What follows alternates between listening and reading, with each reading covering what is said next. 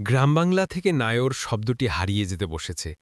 বিয়ের পর নানা উপলক্ষে মেয়েরা শ্বশুরবাড়ি থেকে বাপের বাড়িতে অতিথি হয়ে আসে। একে নায়র বলে। শ্বশুরবাড়ির দায়িত্ব থেকে মুক্তি পেয়ে তারা নায়র এসে যেন কটা দিন প্রাণ ভরে নিঃশ্বাস নেয়।